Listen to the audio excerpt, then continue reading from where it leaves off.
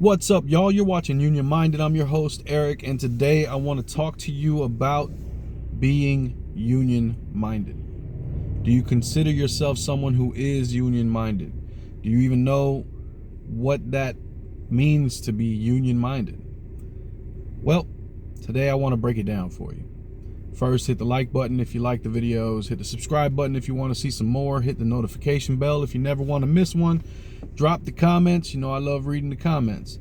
And share these videos with your siblings out there in the world so that we can spread the information, because I feel like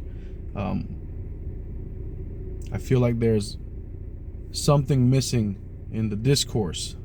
I don't feel like we get enough of that union-minded information. And so that's why I created the channel. That's why I do what I do.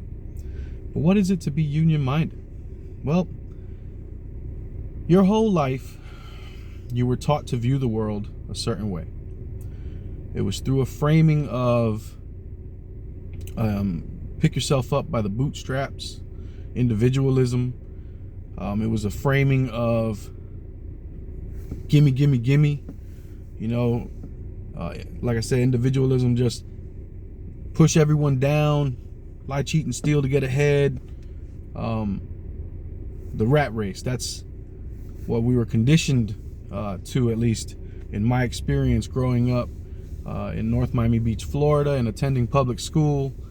That's the lesson I got coming up. The lesson that I got was you're on your own. Nobody's gonna help you. Sink or swim. You better be tough. You better be a stand-up dude. Better be someone that demands their respect. It was a very dog-eat-dog world is what I learned. And it wasn't until much later on in life when I started to really realize, and there were glimpses of these notions when I was 17 and 18, but really when I started to realize what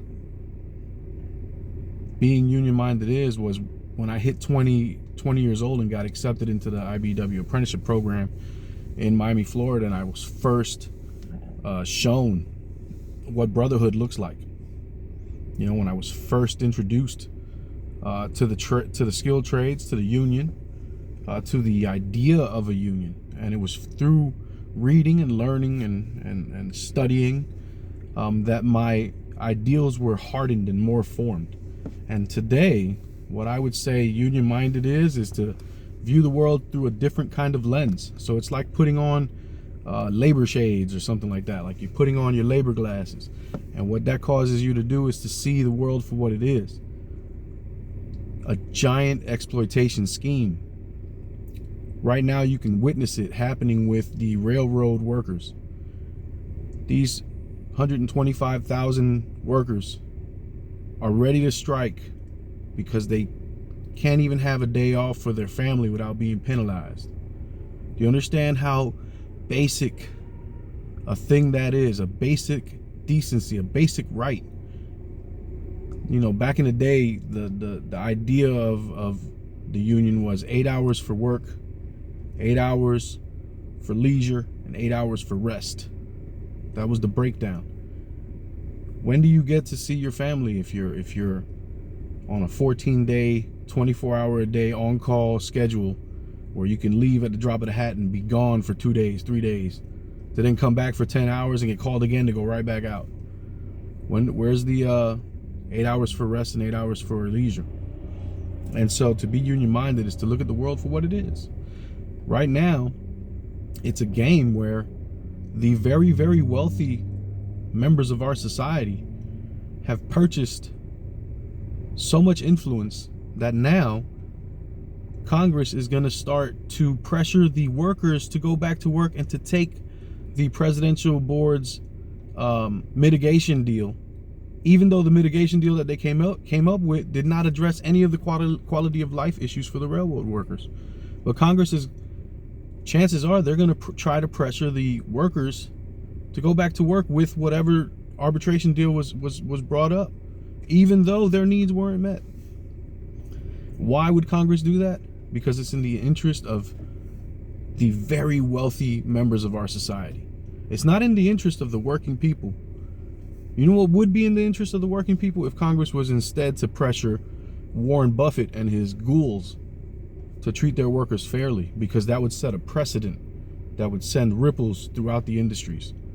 Right now you have Starbucks, the corporation, doing union busting and illegal and unfair labor practices left and right.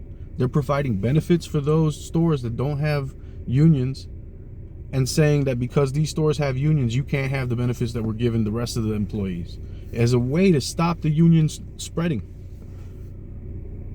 It's unfair labor practices, but why aren't they being punished? Because they're part of the wealthy owners of the government.